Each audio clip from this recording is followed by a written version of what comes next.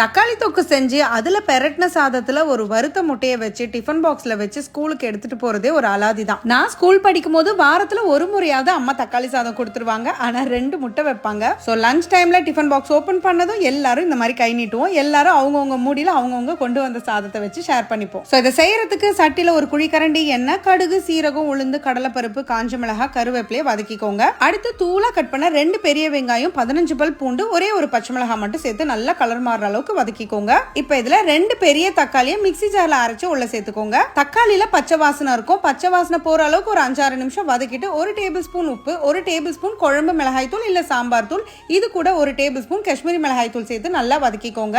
தேவைப்பட்டா தண்ணி தெளிச்சுக்கோங்க. நான் தண்ணி எதுவுமே சேர்க்காம எண்ணெயிலே தான் வதக்கி எடுப்பேன். தண்ணி சேர்க்காம நான் பண்றதுனால 1 மாசம் ஆனாலும் எனக்கு கெட்டு போகாது. கொஞ்சம் எண்ணெய் அதிகமா மட்டும் சேர்த்துக்கணும். சோ இப்ப தொக்கு நான் அதிகமா செஞ்சதுனால ஒரு பவுல்ல எடுத்து நாளைக்கு இட்லிக்கோ தோசைக்கோ வச்சுக்கிட்டேன். சோ மீதி இருக்கிற தொக்குல நான் வடிச்சு ஆற வச்சிருக்கிற பொன்னி புழுங்கல் அரிசி சாதத்தை சேர்த்து மிக்ஸ் பண்ணிக்கிறேன். நல்ல வாசனைக்காக ஃப்ரெஷ்ஷா கட் பண்ண கொத்தமல்லியும் அதோட நெய்ல வறுத்த முந்திரியும் கருவேப்பிலையும் சேர்த்துக்கிட்டீங்கன்னா அட்டகாசமா இருக்கும். இந்த தக்காளி தொக்கு மத்த தக்காளி தொக்கை விட கொஞ்சம் டிஃபரெண்டா இருக்கும். பூண்டோட ஃபிளேவர் தூக்கலாவே இருக்கும். முக்கியமான விஷயம், நீங்க டிஃபன் பாக்ஸ்ல கட்டி எடுத்துட்டு போகும்போது உள்ள வாழை இலையோ இல்ல தையலையோ வச்சு கட்டி எடுத்துட்டு போங்களேன், இன்னுமே மனமா இருக்கும். கண்டிப்பா ட்ரை பண்ணுங்க. அப்படியே மறக்காம ஸ்டவ்வோடு சமைக்கும் போது கொஞ்சம் லவ்வோடு சமைச்சீங்கன்னா சுமாரா இருக்கிற சமையல் கூட சூப்பரா இருக்கும்.